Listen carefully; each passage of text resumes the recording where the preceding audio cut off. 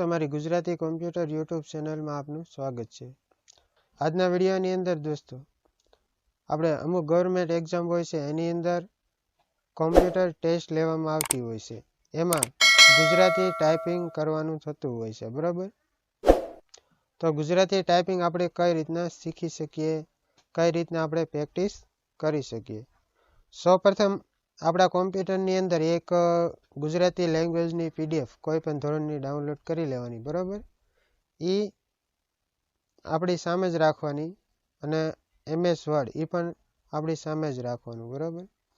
બંને એક જ સાથે દેખાય એ રીતના સ્ક્રીન ઉપર રાખવાનું, જેમ મેં રાખેલું છે અત્યારે એ રીતના, બરાબર। એ રીતના તમારે ડેઈલી પ્રેક્ટિસ કરવાની। કઈ રીતના, તો આપણે શરૂઆત કરીએ। ગવર્મેન્ટ એક્ઝામ હોય, કોમ્પ્યુટર ટેસ્ટ હોય, એમાં કોઈ પણ પેરેગ્રાફ તમને ટાઈપ કરવા આપે, બરાબર। આપણે ડેઈલી પ્રેક્ટિસ કરીએ એટલે એની અંદર બધા જ પ્રકારના વર્ણો આવી જાય ગુજરાતીના, બરાબર। તો એ રીતના આપણે ડેઈલી પ્રેક્ટિસ કરવી પડે। તો આપણે શરૂઆત કરીએ। સૌપ્રથમ તો શ્રુતિ ફોન્ટમાં તમને ટાઈપ કરવા મળશે પેરેગ્રાફ, બરાબર। તો તમારે પ્રેક્ટિસ શ્રુતિ ફોન્ટમાં જ કરવાની। ટાઈપ કરવાની શરૂઆત કરીએ, વૈષ્ણવજન, બરાબર। તો આ રીતના આપણે લખશું વૈષ્ણવજન।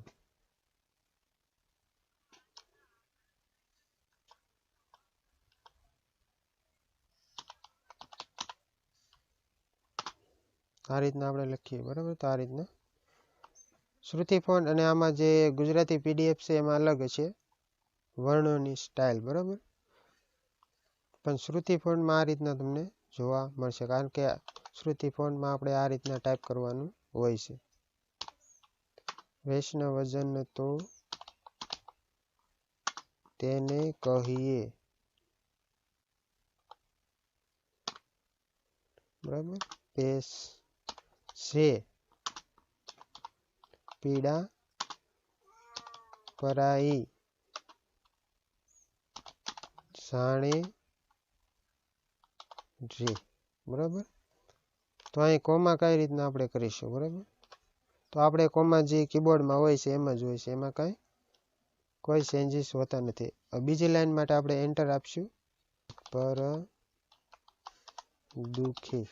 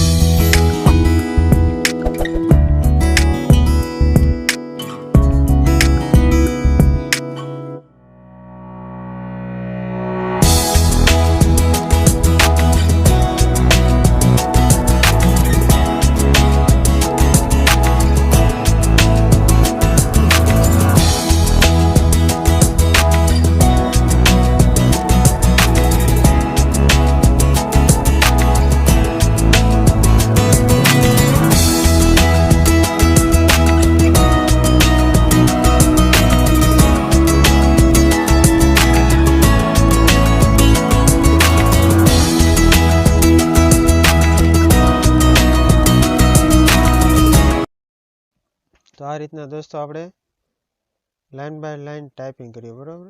આમાં જે આપણે ટાઈપ કર્યું પેરેગ્રાફ ન હતો, બરાબર, કારણ કે આપણે તો પ્રેક્ટિસ કરવાની છે, બરાબર.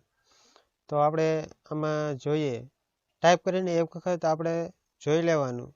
ડેઈલી આપણે પ્રેક્ટિસ કરતા હોય ટાઈપિંગ કરવાની, બરાબર, કોઈ ભૂલ નથી ને, બરાબર. એક પછી એક લાઈન છે તમારે જે PDF હોય એમાં જ જોઈ લેવાનું, આમાં કાંઈ ભૂલ નથી ને, બરાબર. થોડુંક આમ ફરક હશે, શ્રુતિ ફોન્ટ અને જે આપણે ગુજરાતી PDF ડાઉનલોડ કરેલી હોય એમાં થોડો ઘણો અક્ષરમાં ફરક હશે, બરાબર. અહીં આપણે જોયું સમદ્રષ્ટિ, બરાબર. તો ઓલામાં તો એ સમદ્રષ્ટિ હતી, બરાબર, પણ એ વર્ડ છે એ આમાં તમને શ્રુતિમાં નહીં મળે, વર્ણ છે, બરાબર, એ નહીં મળે.